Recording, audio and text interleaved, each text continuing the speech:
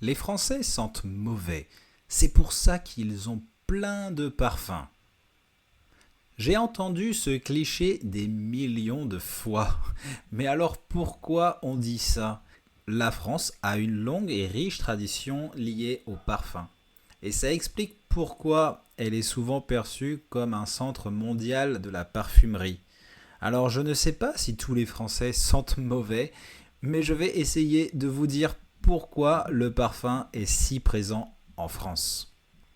Bonjour, je suis Jonathan, professeur de français natif et coach pour tous ceux qui souhaitent gagner en confiance en français.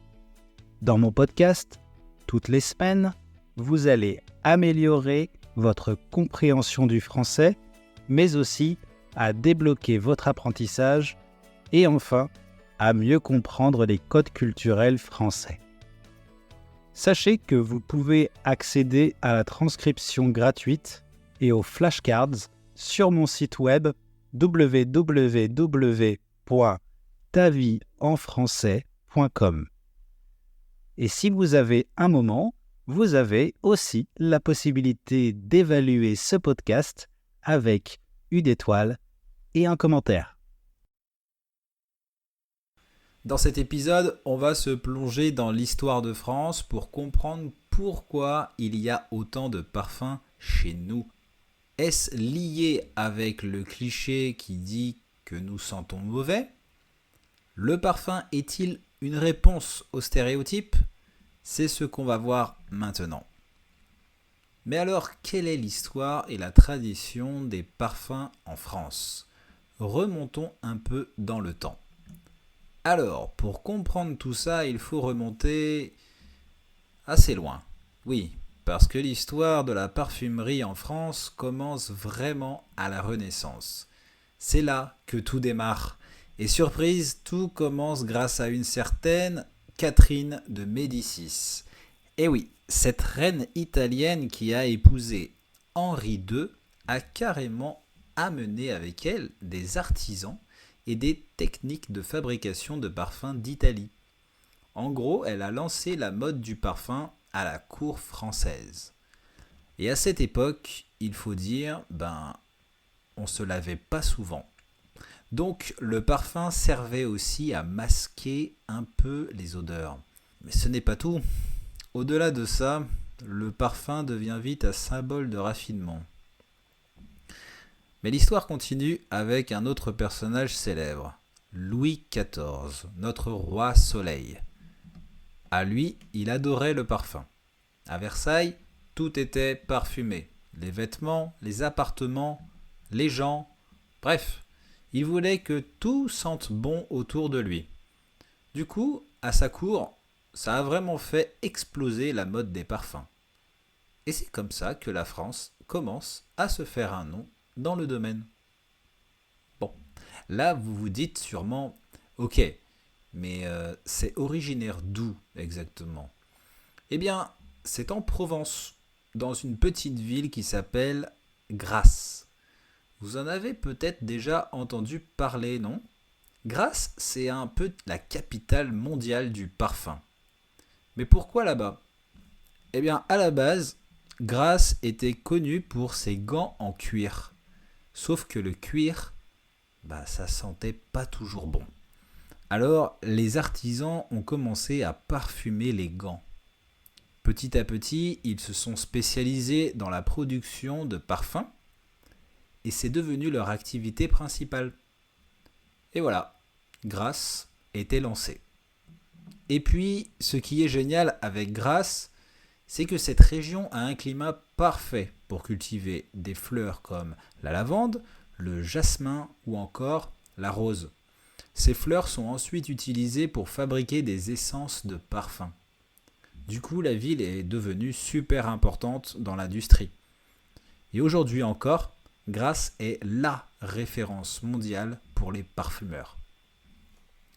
Mais l'histoire ne s'arrête pas là. Au 19e siècle, il y a eu des innovations incroyables grâce à la chimie. Oui, la chimie. Les parfumeurs ont pu créer des parfums beaucoup plus complexes en mélangeant des produits naturels et des ingrédients synthétiques. Ça a vraiment ouvert de nouvelles possibilités. D'ailleurs, vous connaissez peut-être la maison Guerlain. Eh bien, elle a été fondée en 1828 et c'est une des plus anciennes maisons de parfumerie française. Elle a créé des parfums luxueux pour toute l'Europe. Pas mal, non? Mais attendez, je vais vous parler d'un moment vraiment clé. En 1921, il y a eu une vraie révolution dans le monde du parfum. Vous avez une idée de quoi je parle? Oui, c'est ça. C'est la naissance du fameux Chanel numéro 5. Ce parfum créé par Coco Chanel et le parfumeur Ernest Beau a complètement changé la donne. À l'époque, les parfums étaient surtout à base de fleurs, mais là, on a utilisé des produits synthétiques pour créer quelque chose de totalement nouveau. Et ça a marché. Encore aujourd'hui, Chanel numéro 5 est un des parfums les plus vendus au monde. Et ce qui est incroyable, c'est que derrière tout ça, il y a un savoir-faire exceptionnel. Les créateurs de parfums qu'on appelle les nez, oui, comme le nez, cette partie du corps avec laquelle vous sentez les choses, eh bien les créateurs s'appellent aussi comme ça, des nez. Ils sont de vrais artistes. Ils savent assembler les différentes essences pour créer des parfums uniques. C'est un métier qui demande des années de formation, souvent ces formations à Grasse, bien sûr. Et puis, en plus du parfum lui-même, il y a aussi tout le travail autour des flacons, des bouteilles, du packaging.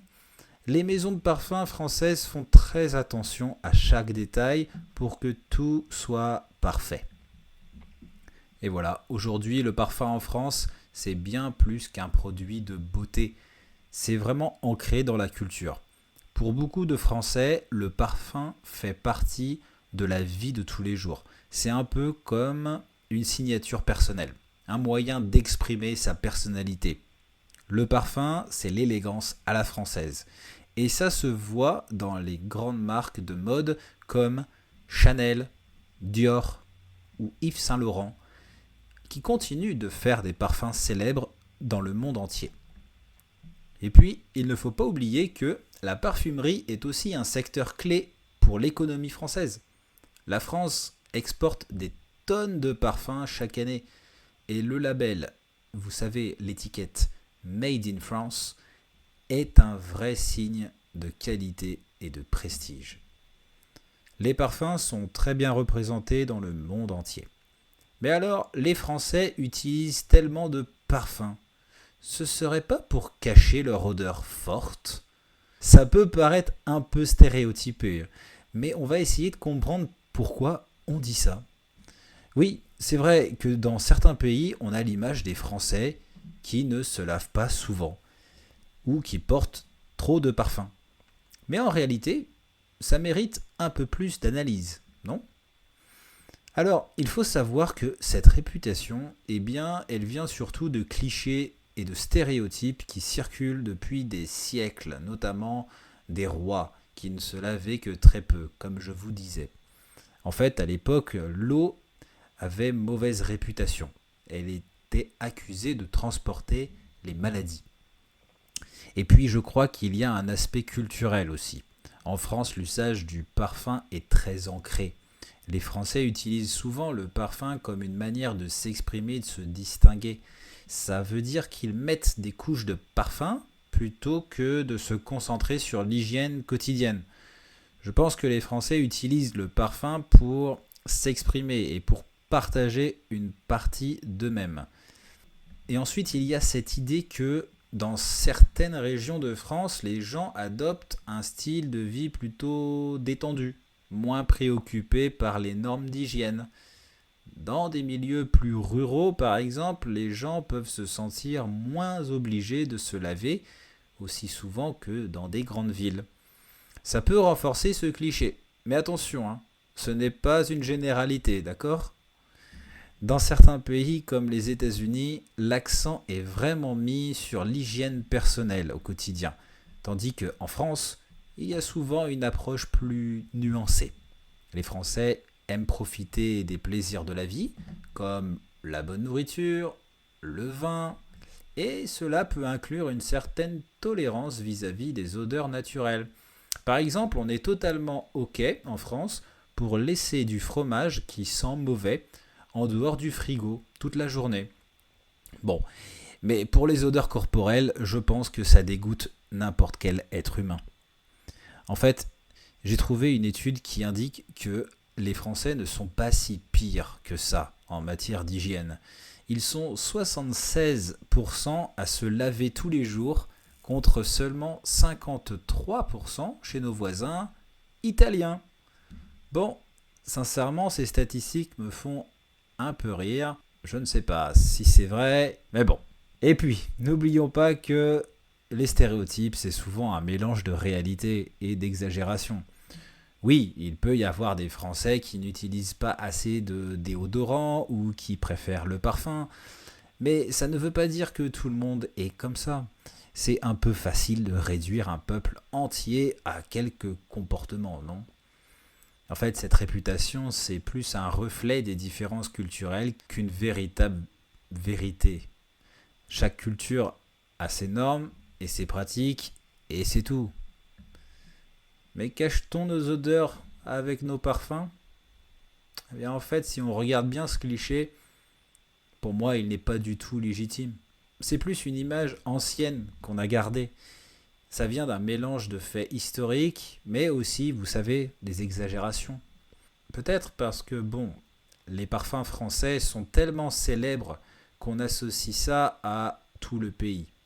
Et c'est très facile d'associer ça à toute la population. Alors oui, il y a des personnes qui ne se lavent pas tous les jours, ça existe, d'après les sondages, mais franchement, aujourd'hui, les Français utilisent le parfum comme un atout, une touche finale, pas pour cacher quoi que ce soit. Non, le parfum est utilisé surtout pour des occasions spéciales. Et je pense que les Français considèrent souvent le parfum comme un accessoire, un peu comme choisir une belle chemise ou une paire de chaussures sympa. Ça fait partie de leur style. Donc le parfum, c'est pas là pour cacher un manque d'hygiène, c'est vraiment pour compléter leur image. Voilà, on arrive à la fin de cet épisode. Dites-moi si vous aussi vous pensez que ce cliché est vrai. Quelle est votre expérience ? On est vraiment si sale que ça ? N'hésitez pas à partager votre anecdote. Je suis sûr que vous allez me surprendre. Bon, et sinon, comme vous le savez, vous êtes toujours la bienvenue pour essayer un cours de français avec moi, avec ou sans parfum, vous choisissez. Mes cours sont personnalisés à chacun, donc pour chaque nouvelle personne qui se présente, sachez que vous avez la possibilité de profiter d'un appel gratuit avec moi pour parler de vos objectifs et de vos besoins. Je vous laisse le lien dans la bio. Je vous remercie sincèrement de m'avoir écouté jusqu'à la fin et je vous laisse en terminant avec une expression idiomatique en français. Si vous avez du nez, ça veut dire que vous avez une bonne intuition.